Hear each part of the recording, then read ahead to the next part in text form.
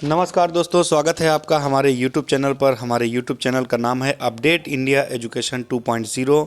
साथियों, आप सभी का हमारे चैनल पर स्वागत है। आज मैं फिर से आपके लिए एक बहुत ही शानदार वीडियो लेकर के आया हूं।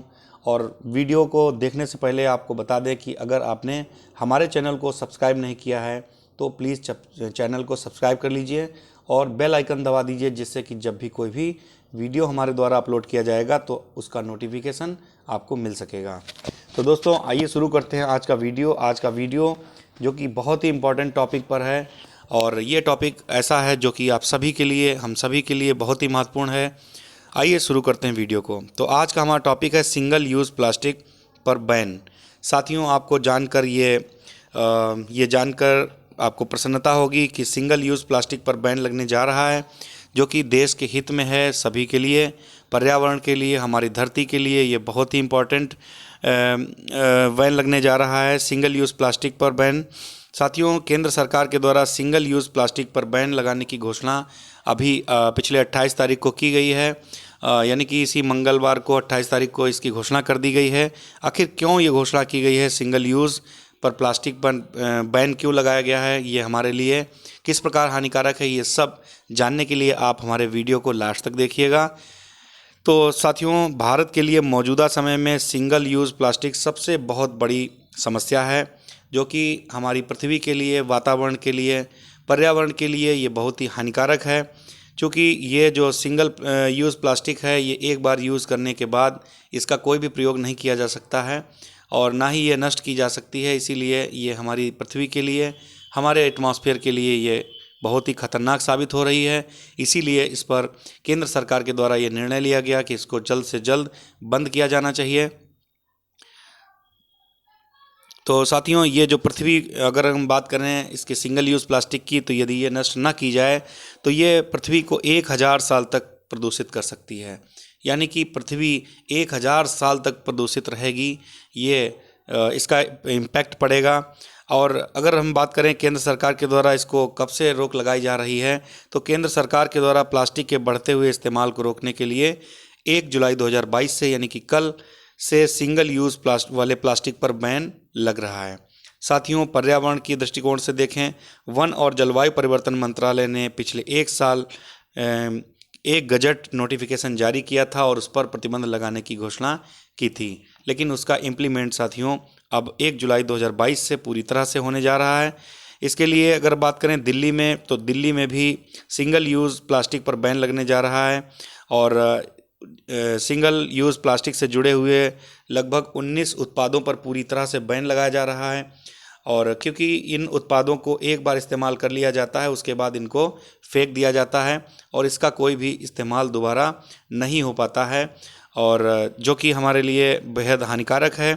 दिल्ली पर्यावरण की सरकार के द्वारा, उसके पर्यावरण विभाग के द्वारा प्लास्टिक बैन का नियम नहीं मानने वाले निर्माता, सप्लायर, डिस्ट्रीब्यूटर्स और रिटेलर्स पर कार्रवाई की बात कही जा रही है। सभी संबंधित पक्षों को इसके लिए सख्त निर्देश भी दे दिए गए हैं। यानी कि कोई भी डिस्ट्रीब्यूटर, सप्लायर, निर्माता, रिटेलर्स ये प्रोडक्ट इसका उत्पादन नहीं करेगा, क्योंकि ये हम सभी के लिए हानिकारक है। आइए जानते हैं कि आखिर सिंगल यूज़ प्लास्टिक क्या है। तो सिंगल यूज़ प्लास्टिक को हम लोग डिस्पोजल के नाम से भी जानते हैं। डिस्पोजेबल जो प्लास्टिक होती है, इसका कोई भी यूज़ नहीं हो पाता है। एक बार इस्तेमाल कर दिया जाए, करने के बाद में इसको छोड़ दिया जाता है। इस प्रकार के प्लास्टिक का हमेशा उचित तरीके से निपटान नहीं किया जाता है, अर्थात इसका पुनर्नवीनीकरण जो है नहीं हो पाता है। इससे कोई दूसरी चीज़ें नहीं बनाई जा सकती हैं। और इसके बाद में इस प्रकार के जो प्लास्टिक का उपयोग करने के बाद में इसको यदि जला दिया जाए या फिर इसको ज़मीन में दबा दिया जाए, तो भी इसका ये पर्यावरण के लिए लंबे समय तक नुकसान पहुंचाता रहता है। यानी कि अगर इस प्लास्टिक को एक बार जला दिया जाए या फिर इसको ज़मीन में इसको दबा दिया जाए, फिर भी ये हमारे वातावरण को, पर्यावरण को ये लंबे समय तक नुकसान पहुँचाता रहता है। आइए साथियों, जानते हैं कि इन वस्तुओं पर प्रतिबंध आखिर क्यों लगाया जा रहा है। तो प्रतिबंध इसलिए लगाया जा रहा है कि प्लास्टिक ना तो विघटित होती है, ना ही जलाया जाता है इसको, क्योंकि यह प्रक्रिया के दौरान हानिकारक धुएं एवं खतरनाक गैसों को छोड़ता है। ऐसी प्लास्टिक वस्तुओं पर प्रतिबंध लगाने से सरकार को अपने प्लास्टिक अपशिष्ट उत्पादन संख्या को कम करने में सहायता मिल सकती है। यानी कि ये जो प्लास्टिक होती है इसको ना तो हम नष्ट कर सकते हैं और ना ही इसको जला सकते हैं, क्योंकि ये जब भी ये प्रक्रिया की जाएगी, अर्थात जब भी हम जलाएंगे या फिर इसको नष्ट करने की कोशिश करेंगे, तो इससे जो निकलने वाला खतरनाक धुआं है या फिर खतरनाक गैसें हैं, ये सभी हमारे जीवन को प्रदूषित करते हैं, हमारे जीवन को प्रभावित करते हैं। इसीलिए इसकी प्लास्टिक से संबंधित अपशिष्टों को संख्या कम करने के लिए हमें इसमें सहायता मिल सकती है।